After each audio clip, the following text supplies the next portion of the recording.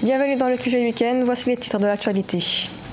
Au Soudan, la déclaration constitutionnelle conclue entre les militaires au pouvoir et la contestation encourage l'égalité homme-femme. Des réformes devraient entrer en vigueur en faveur de l'amélioration de la condition des femmes.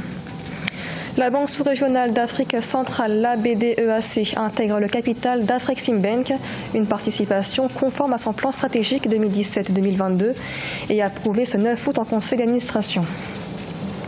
Deux compagnies qui opèrent au Burkina Faso, les compagnies canadiennes IAM Gold et Sakan et françaises Bolloré Transport et Logistique sont poursuivies dans l'affaire dite du charbon fin et blanchiment de capitaux. L'audience a été renvoyée à octobre prochain. Mais d'abord, en Tunisie, le registre de dépôt des candidatures pour le scrutin anticipé du 15 septembre a été clôturé ce 9 août. 98 candidatures ont été enregistrées. Parmi les candidats figure le chef du gouvernement, Youssef Chahed, qui représentera son parti, Taya Tounès, et le président par intérim du Parlement, Abdel Fattah Mourou, du parti Ennahda. L'homme d'affaires controversé, Nabil Karoui, est lui aussi candidat. Toutefois, seules 3 candidatures féminines ont été enregistrées. L'instance indépendante pour les élections dévoilera la liste des candidats validés le 31 août prochain et la campagne électorale débutera du 2 au 13 septembre prochain. Au Soudan, la déclaration constitutionnelle qui sera signée le 17 août par les militaires et la contestation encourage l'égalité homme-femme. En effet, le Parlement devrait compter à 40% de femmes. Les mesures attendues dans le texte concernent également l'amélioration de leurs conditions sociales. Nathalie Mort. Au Soudan, la représentativité féminine au futur Parlement de transition est portée à 40% contre 25% en moyenne depuis 2005. Information contenue dans le préambule du texte sur la réforme portant à 40% la représentativité féminine au Parlement. Cette loi stipule également que l'État doit garantir l'égalité des droits politiques entre hommes et femmes. Les femmes soudanaises espèrent la mise en œuvre réelle de la parité homme-femme annoncée dans le pays sous l'ère de l'ex-président Omar el-Béchir. Nous nous félicitons que le genre a été respecté et que le Soudan, qui vient de très loin, veuille s'accorder avec les différents indicateurs internationaux de bonne gouvernance et particulièrement pour les femmes dans l'intervention de la gestion de la vie publique. Au Soudan, la condition des femmes a été conduite par des lois controversées, jamais abrogées sous le régime d'Omar el-Béchir. Il s'agit notamment de la loi sur le statut de la personne, entrée en vigueur en 1991, qui autorise les mariages forcés. Les représentants de ce peuple-là seront vigilants quant à son implémentation sur le terrain. Beaucoup de personnes qui vivaient dans la diaspora sont revenues et toute cette élite de la diaspora a envoyé comme un souffle de démocratie ces différents critères internationaux-là de la participation de la femme. Les autorités soudanaises veulent, dès la signature officielle de la déclaration constitutionnelle prévue le 17 août 2019, garantir l'émancipation civique et politique de la femme, mais aussi proposer des soins de santé gratuits pour les mères et les enfants. Et dans l'actualité également, en Tanzanie, un camion-citerne a explosé samedi, faisant au moins 57 morts. L'explosion a eu lieu dans la commune de Samsara, près de la ville de Morogoro. Parmi les victimes figurent des conducteurs de taxi-moto et personnes rassemblées autour du véhicule pour récupérer du carburant qui s'échappait de la citerne. Le carburant se serait embrasé selon des sources à cause d'une cigarette. 2 jours de deuil national ont été décrétés par le président John Magufuli.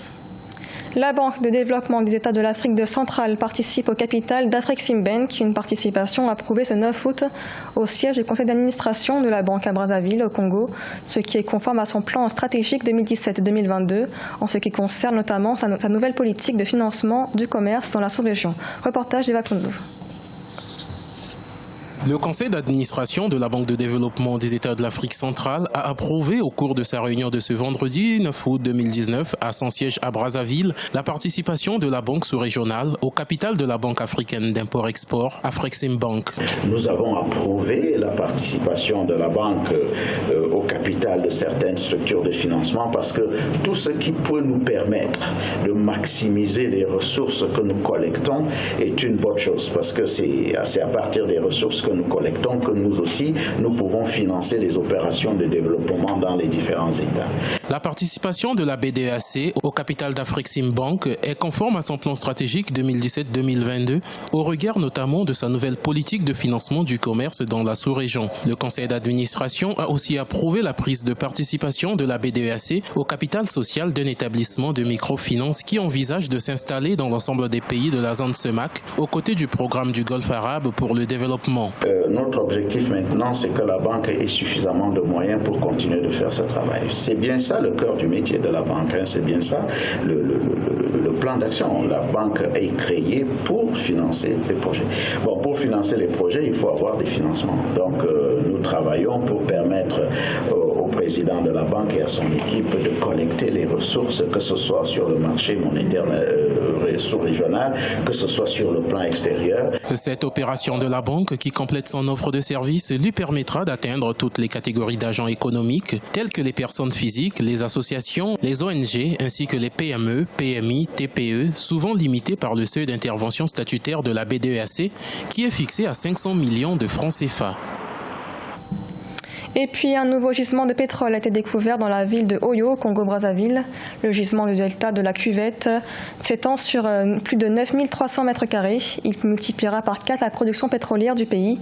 Selon des prospections, le gisement pourrait produire jusqu'à plus d'1 milliard de mètres cubes d'hydrocarbures, dont près de 983 000 barils par jour.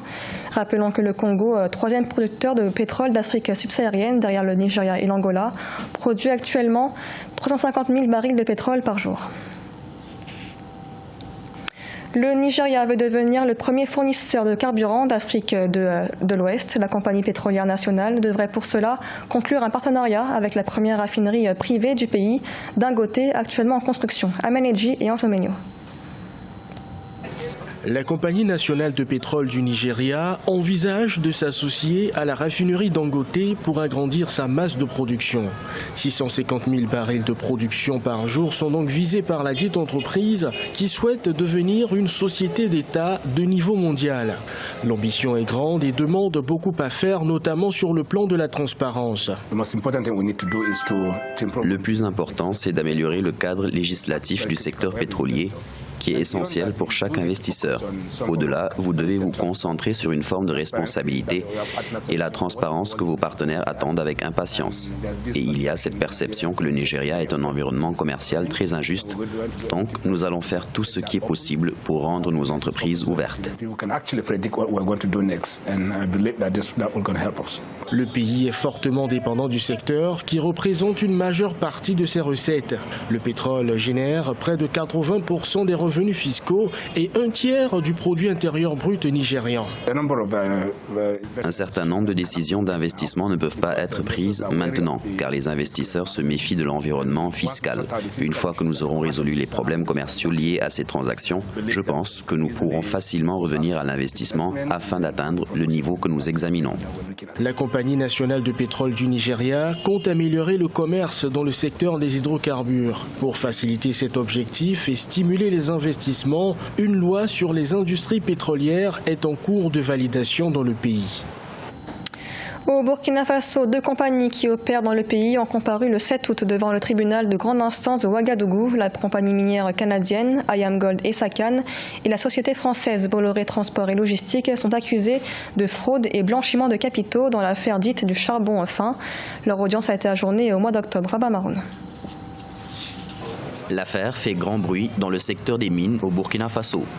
Les sociétés canadiennes IAMGOLD et SACAN SA, spécialisées dans les mines, et françaises Bolloré Transport et Logistique SA, sont poursuivies pour fraude en matière de commercialisation d'or et blanchiment de capitaux dans l'affaire dite de charbon fin.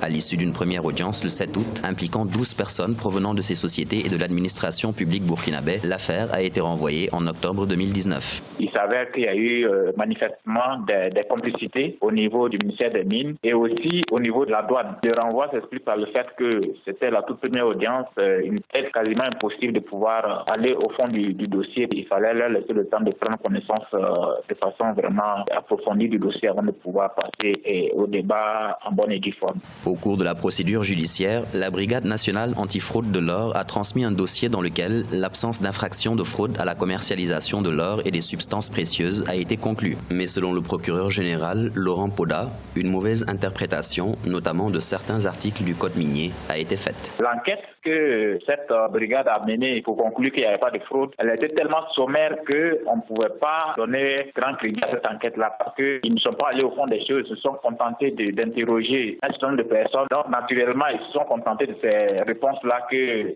les acteurs même de l'opération ont donné pour conclure qu'il n'y a pas de fraude. Fin décembre 2018, 32 conteneurs appartenant à la société AM Gold et Sakan ont été saisis à Bobo-Dioulasso et à Ouagadougou. Selon le parquet, du minerai qui contenait une forte teneur d'or était en train d'être transporté de manière frauduleuse vers la Côte d'Ivoire par voie ferroviaire pour ensuite être acheminé par voie maritime au Canada. Ce journal a été réalisé par l'ensemble de la rédaction. Merci de l'avoir suivi. L'information continue sur Africa 24.